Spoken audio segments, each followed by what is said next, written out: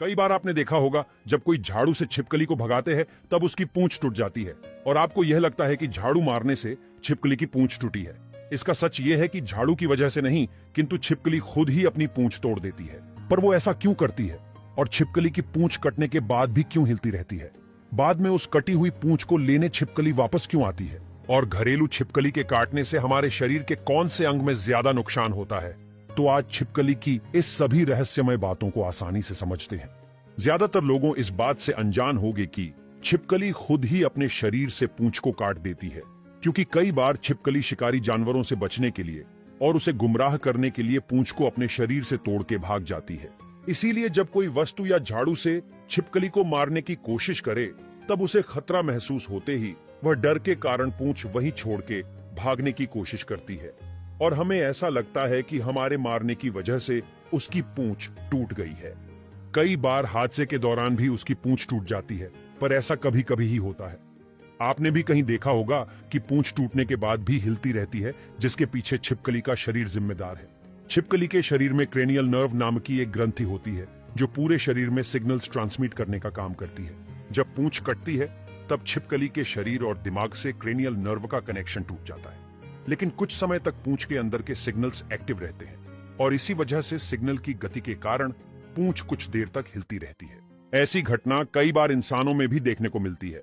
कुछ केस में ऐसा देखा गया है कि हाथ की उंगली कटने के बाद भी कुछ क्षणों तक हिलती रहती है, जिसके पीछे भी वही सिग्नल्स जिम्मेदार है।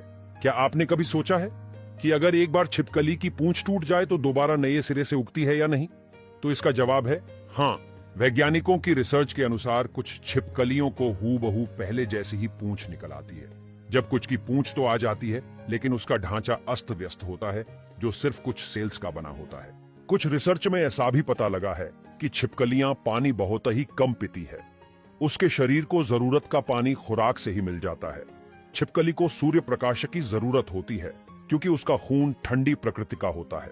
इसी वजह से छिपकलियां बर्फीली जगहों से ज्यादा रेगिस्तान में ही देखने को मिलती है। दुनिया में 7000 से भी ज्यादा प्रजातियों की छिपकलियां हैं, जिसमें 610 प्रजातियां तो भारत में ही देखने को मिल जाती है। अब सुनो इस बात का सत्य।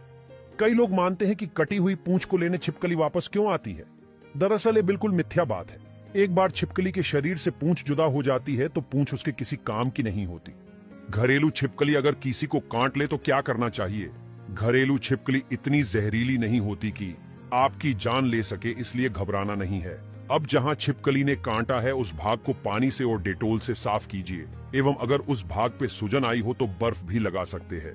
वैसे तो छिपकली थोड़ी तो जहरीली होती है, इसलिए कोई इंसान को उसके काटने पर हल्का सा ब्लड प्रेशर भी डाउन हो सकता है, तो आप डॉक्टर के पास जरूर जाइए और टिटनस का इंजेक्शन भी अवश्य लगवाइए। बाकी घरेलू छिपकली इतनी जहरीली नहीं होती कि आपकी जान ले सके, इसलिए चिंता मत कीजिए। छिपकली के बारे में ये अनसुनी बातें कैसी लगी कमेंट में हमें जरूर बताएं। धन्यवाद।